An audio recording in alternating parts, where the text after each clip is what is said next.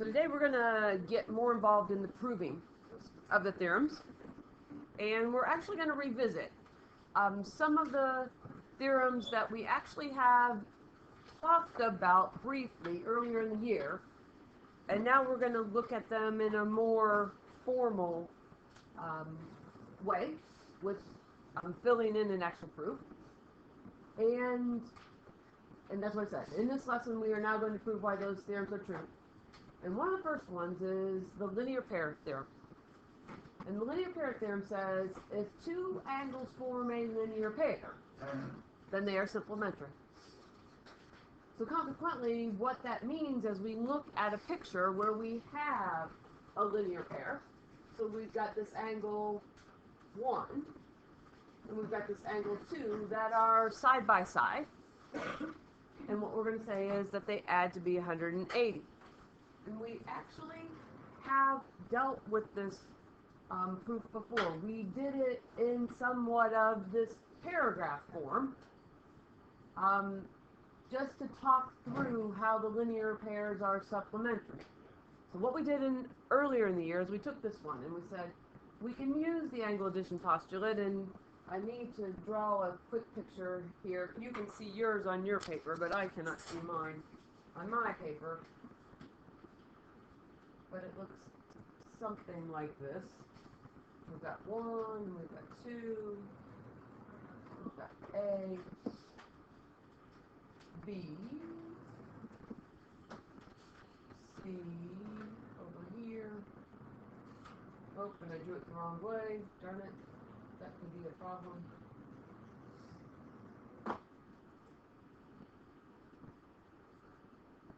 Going that way. Alright, so now that we've got the picture drawn, and again you can see yours, I can't see mine, but it says because of the angle addition postulate, we know that the measure of angle 1 plus the measure of the angle 2 equals a full angle. And that full angle that it equals is it equals angle A, B, C.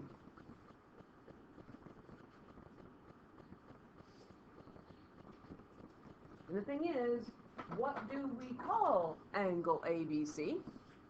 Well, angle ABC is a straight angle. And the information that we know about a straight angle is that a straight angle equals 180 degrees.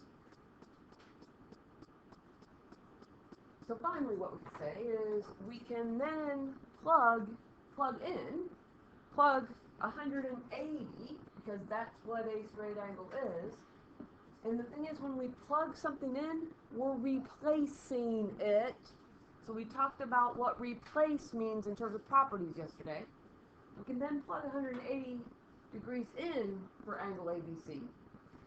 So we're going to replace angle ABC with the 180. And there's what we get informally. That's what we copied from earlier in the year.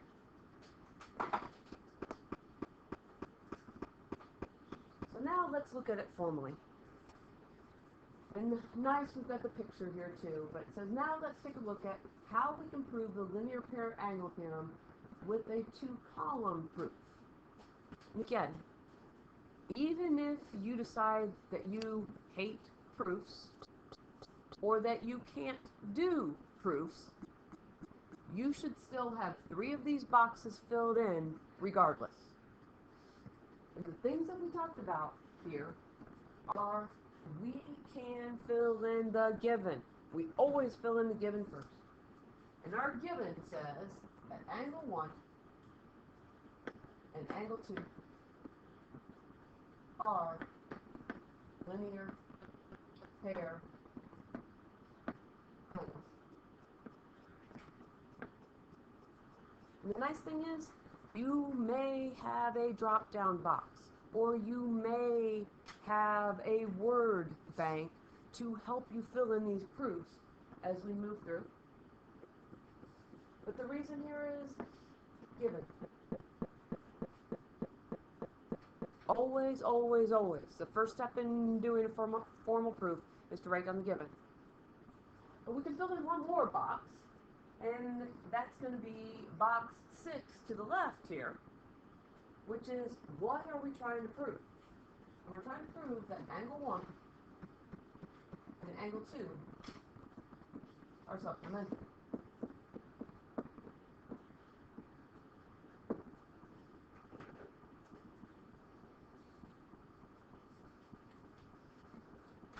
And the nice thing is, maybe, is that we're given parts of this. But if we go back and look at the paragraph proof that we just did, what did we do first? We said, because of the angle addition postulate, we know that measure of angle 1 plus measure of angle 2 equals, and I should put that in here, the measure of angle ABC. So let's start with that. Measure of angle 1 plus measure of angle 2 equals the measure of angle ABC. And again, we stated that back in that paragraph proof. And what we said is, we are allowed to add these two angles together based on our angle addition postulate, which I'm going to abbreviate POST.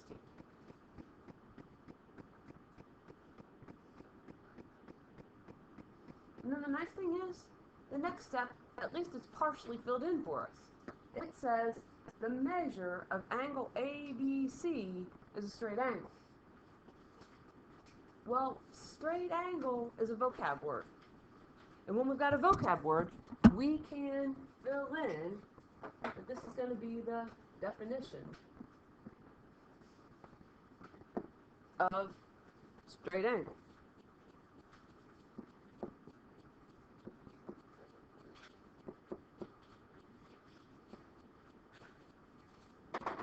It's always nice when we have a little bit of help along the way. And again, the word bank or the drop-down box can certainly be helpful. Well, once we have a straight angle, we can define it a little bit more, because what we know about a straight angle is that the measure of angle ABC, if we have a straight angle, it equals 180 degrees. That's how much is in a straight angle. How many degrees? I can even put the degrees in there. And a couple things. You could write the definition of straight angles again. I just write it a little bit more specifically. We need to at least be familiar. We've got a couple choices. And again, definition of straight angle is one of the options. And then what I wrote is I wrote straight angles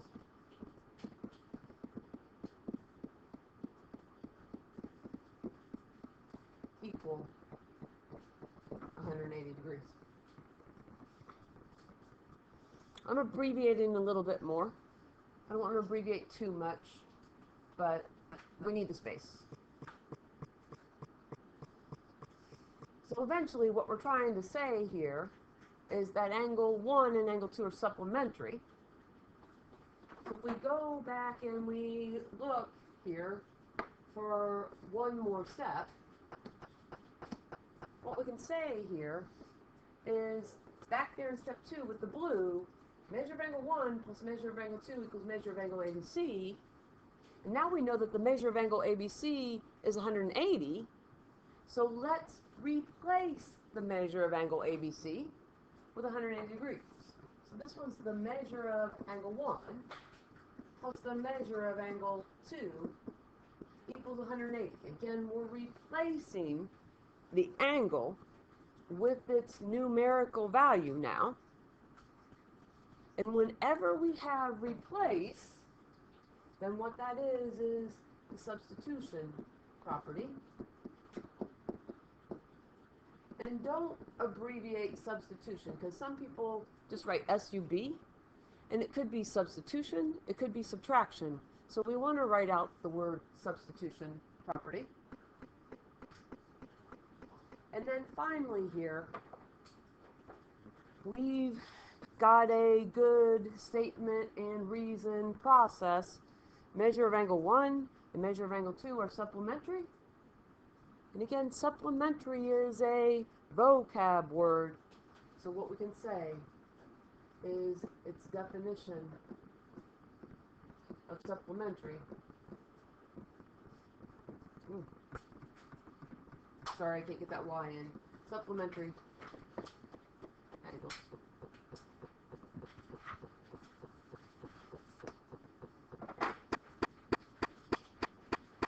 Let's try another one. Vertical angles. We're pretty familiar with vertical angles. And if two angles are vertical angles, then they are congruent. That's the vertical angle theorem. So what we are given within this picture here is that angle 1 and angle 3 are vertical angles. And sometimes we think of vertical angles kind of as opposite angles. So angle 1 and angle 3. Or we could say angle 2 and angle 4 are vertical angles. And consequently, because they are vertical angles, we can say that angle 1 is congruent to angle 3 and angle 2 is congruent to angle 4. And when we talked about vertical angles earlier in the year, we did the informal proof. And I don't even have very much room here to do the picture, but let me make this a little bit smaller. And we'll have just a little bit of a picture. Why is the vertical angle theorem true? And our picture is rougher here this time, just so we can look at it. But we've got 1, 2, 3, 4. Just from above. You can see it on your paper. I just can't see it on mine. So we can use the linear pair theorem to get a better understanding as to why the vertical angle theorem is true. So when we look at the diagram, what we can see is we've got some linear pairs there. We've got multiple ones. So when I'm writing this down, this one isn't the only way to do it, but I want to write it down the way we did it earlier in the year, which based on the picture, and in fact I'm going to go back here for a minute, based on the picture, I started and I put in those, I'm going to start with 1, is what I should say, and I should even erase now because we can look at it. I said 1 and 2 are a linear pair. So I'm going to say angle 1 and angle 2 are a linear pair. And then we can also say, I've got my picture down here, since we did 1 and 2, we can also say that 2 and 3 are a linear pair.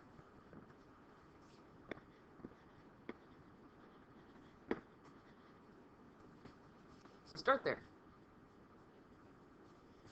And then what we know about linear pairs, especially since we just looked at the linear pair theorem, is we can say that the measure of angle 1 plus the measure of angle 2 is 180. That's what we just proved. And not only can we say that about angles 1 and 2, we can also say that about angles 2 and 3. The measure of angle 2 plus the measure of angle 3 equals 180. Because linear pairs are supplementary. And again, doing this way then helps us put it more formally here in a minute with our statements and our reasons. And what we've got here now is we've got the first equation equals 180. The second equation also equals 180. So I give it away. Both equations equal 180. So we can set them equal to one another. We can say the measure of angle 1 plus the measure of angle 2 equals the measure of angle 2 plus the measure of angle 3.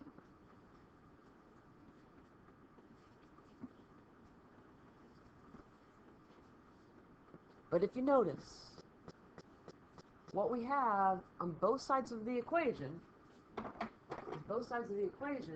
have an angle 2.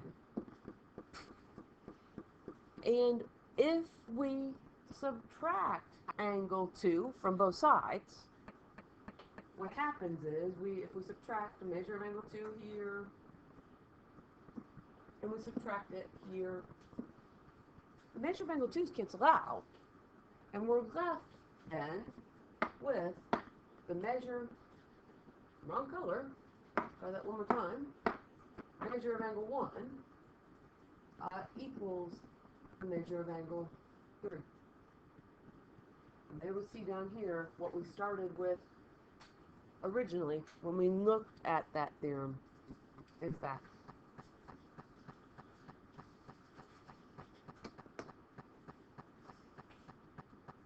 so now let's take a look at this formally.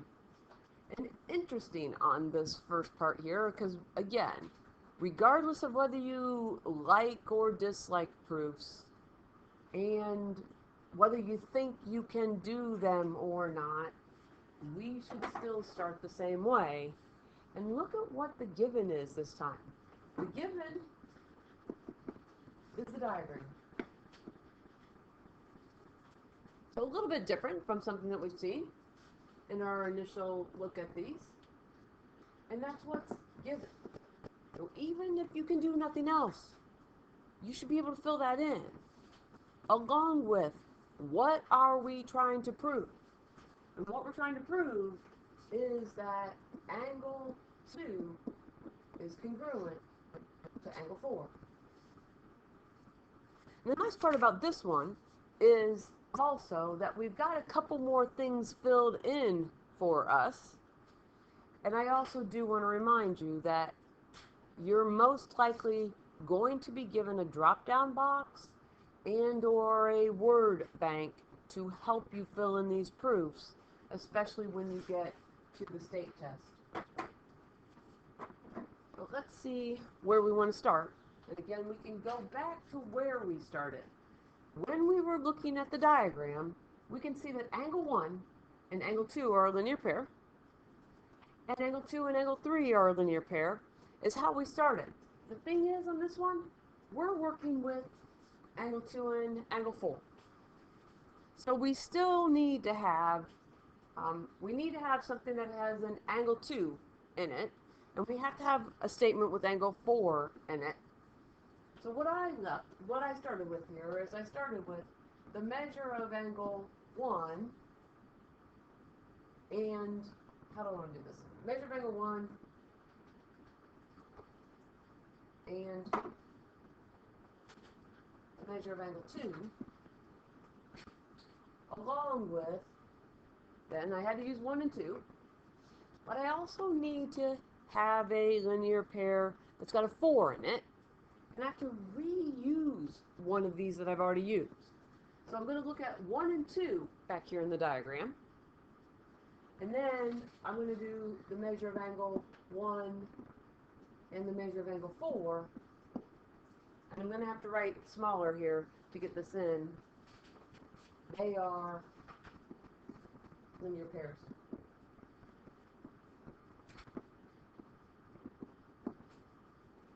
So before I make it smaller there, give you a chance to write it. Measure of angle 1, measure of angle 2, measure of angle 1 and measure of angle 4, those are both linear pairs. I'm going to squeeze it in. Hopefully you can write small enough to squeeze it in. That's the hard part about this, being able to give the boxes for you already. Oh, linear panes. Let's undo that. Can I undo?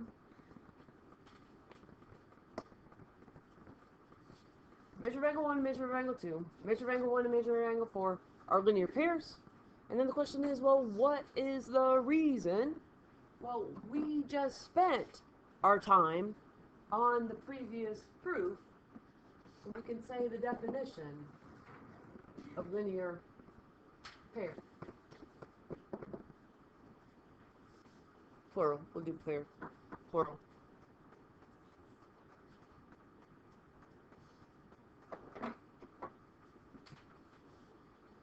Again, we can refer back to our paragraph proof to try to help us figure out what we need to fill in our next statement, but also looking ahead because we've got some stuff already given to us in this proof could be helpful. So I'll go back here, and what we did is, because they are linear pairs, so we had two linear pairs, we took the measure of angle 1 plus the measure of angle 2 equals 180. And then we took the measure of angle 2 and the measure of angle 3 equals 180, because linear pairs are supplementary. So we get what we need to do here. It's not going to be exactly like the green here, but it's going to be close. And I'll try to write smaller this time so I don't have so many issues. But it's the measure of angle 1. You know what I'll do? The measure of angle 1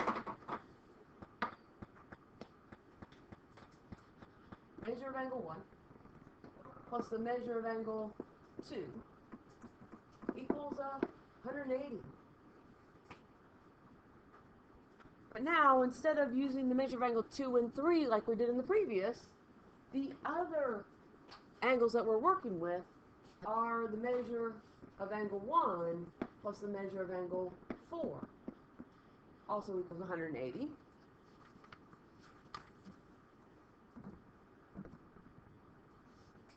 And as you're writing that down, again, I'm going to flip back. Because linear pair angles are supplementary, there's our reason. Linear pair are supplementary.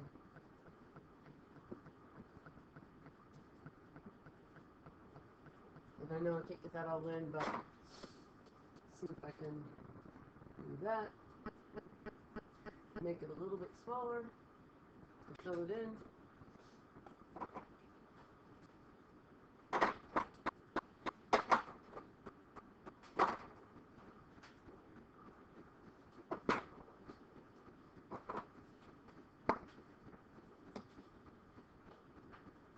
N-T-A-R-Y.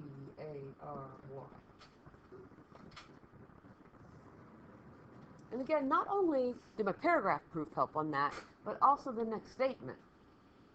And when we look at the next statement, what it says is it says the measure of angle 1 plus the measure of angle 2 equals the measure of angle 1 plus the measure of angle 4. Well, what's happening from our previous step is that both of those equations are equaling 180. So instead of writing 180, we replaced 180 with the measure of angle 1 plus the measure of angle 4. So I said supplementary.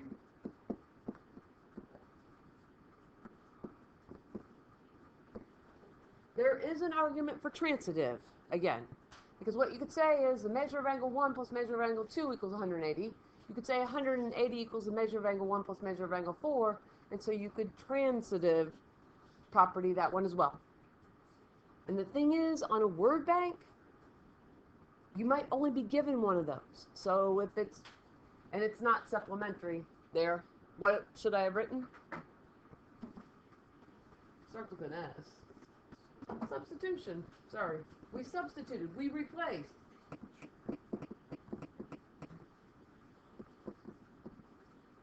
Substitution. Again, it's substitution. We replace 180 degrees with the measure of angle 1 plus measure of angle 4. Again, transitive could be another option on that one, and it may depend, especially on a state test or a formal test, that they use transitive instead. As we get close to finishing this one here, our next step then says measure of angle 2 equals measure of angle 4. Well, when we take a look at this one, what's happening here is both of those equations from step 4 have the measure of angle 1 in them. And because they both have that measure of angle 1 in them, then you don't have to write this, but I just want to show it. If we subtract the measure of angle 1 from both sides, look what's left. Because the measure of angle 1 is canceled out on both sides. And we're left with the measure of angle 2 equals the measure of angle 4. In order to get us from step 4 to step 5, what we had to do is we had to use the subtraction property.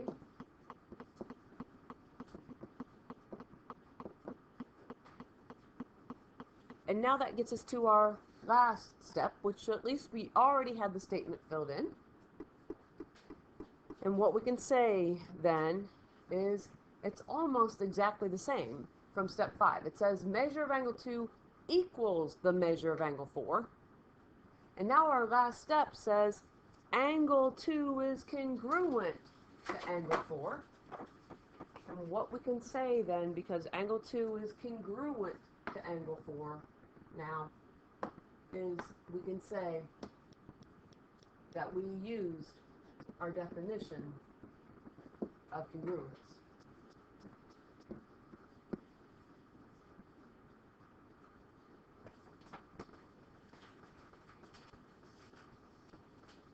The angle sum theorem.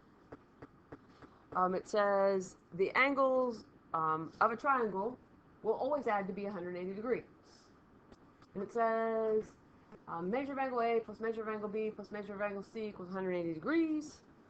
And as we get down here in a moment, we're going to have to label our triangle a little bit more. So I just want to put in here that this is going to be 1, this is going to be 2, this is going to be 3. So we'll start there. And I may just flip back and forth. Hopefully that'll be a little bit quicker.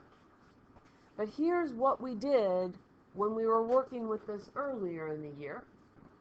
We can use what we know about the alternate interior angles to understand why the angle sum theorem works. And it says, using the diagram above, we want to show, and we filled it in, that the measure of angle 1 plus the measure of angle 2 plus the measure of angle 3 equals 180 degrees. So now our first step here. Second bullet. It says, in the diagram above, we can draw a line XY through point B so that it is parallel to AC. So going back here in the picture, I went to the wrong one, but this is what I'm looking at in terms of the picture, just labeled a little bit different. We can draw a line, and we said it's XY is what we called it.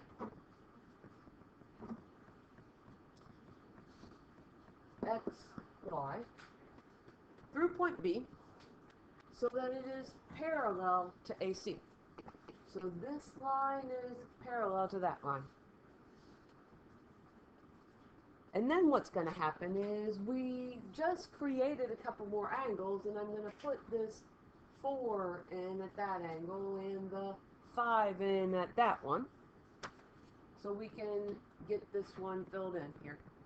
So it says, using the angle addition postulate, what we've got is we've got the measure of angle 4 plus the measure of angle 1 plus the measure of angle 5. Well, what they form there, what big angle or full angle do they form? They form angle X, B, Y. Go back on the picture here.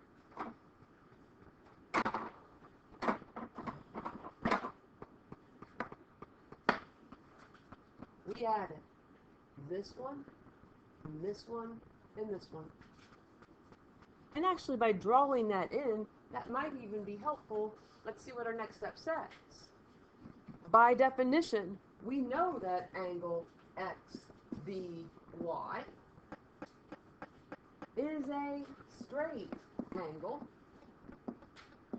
If you look back at the picture, we had a protractor,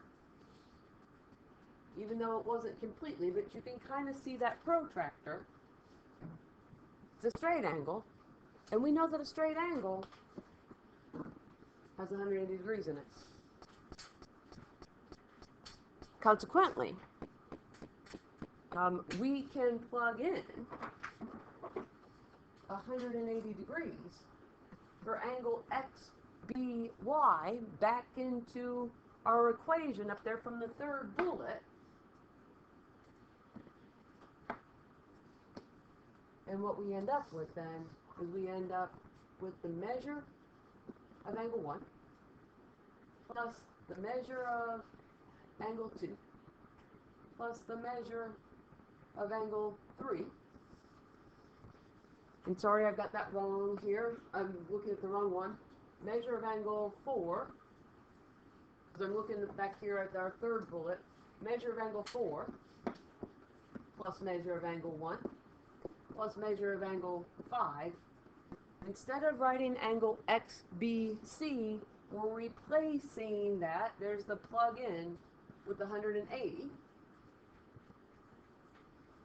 And now it says since XY is parallel to AC, XY is parallel to AC, we also have some other angles. We have angle 2, angle 2,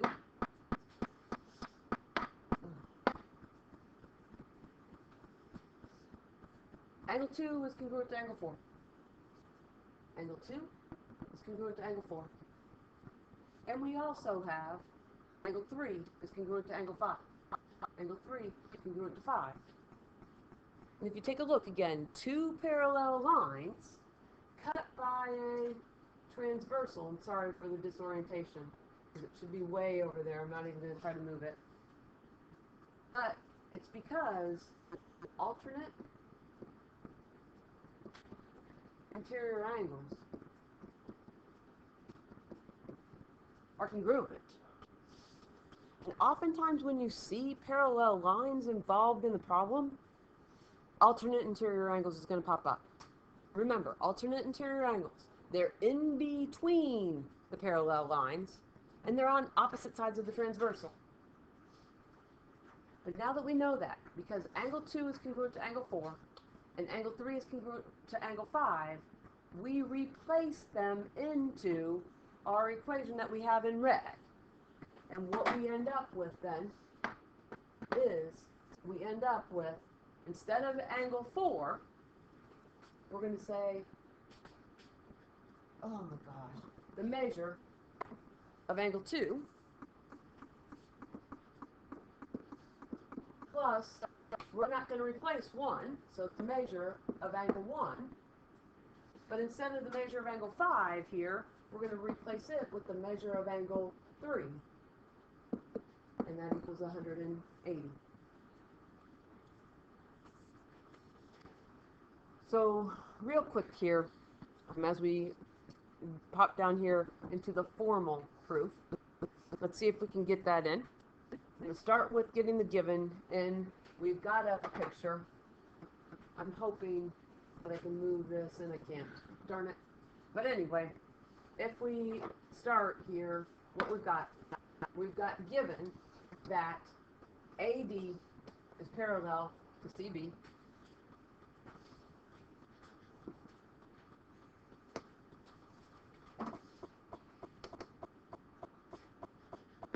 AD is parallel to CB, given,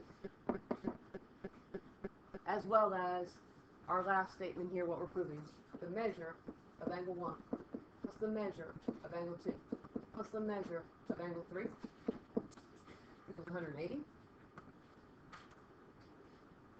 The nice part on this one is that we've got some stuff filled in already. The first one is that alternate interior angles are congruent. Well, we can go back then and we can look at what we've got there, which is this angle and this angle are congruent. They talked about alternate interiors. This angle and this angle are congruent. So what we can say is we can say that the measure of angle 1 is congruent to the measure of angle 4, and we can say that the measure of angle 2 is congruent to the measure of angle 5. Alternate interior angles. Two parallel lines cut by a transversal, and again, still can't get that transversal drawn in very well. We get the alternate interior angles. Consequently, though, again, the nice part is that the next step is already written in for us. It says measure of angle 1 equals measure of angle 4. Measure of angle 2 equals the measure of angle 5. We had congruent in the last statement. So now what we've got is we've got that, oh, I want to put congruent angles. I think you can put definition of congruence. You can put definition of congruence, and actually that'll be faster. Definition of congruence. Honestly, what I wrote down is I wrote congruent angles have equal measures. So the next one, even though we're running out of time here, the measure of angle 4 plus the measure of angle 3 plus the measure of angle 5 equals EAD, angle EAD. So we're taking all three of those. We saw that in the informal proof. And what we did is we added all three of those angles together, and adding those all together is the angle addition postulate.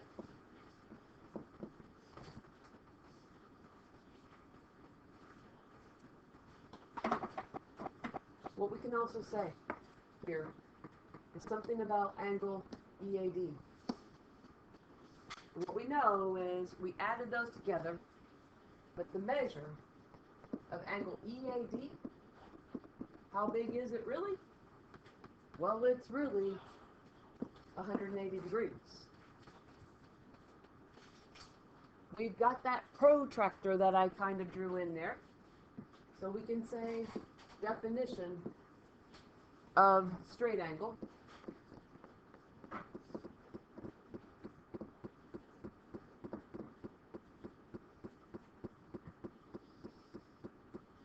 And now we can replace the measure of EAD with 180.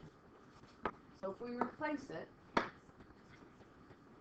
with 180 here, then we've got the measure of angle 4 plus the measure of angle 3 plus the measure of angle 5 equals 180. Again, instead of writing EAD, we're going to write 180. We replaced it, which is the substitution.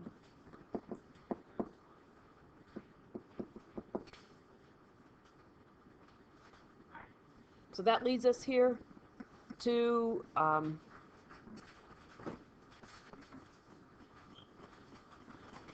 I forgot one of them.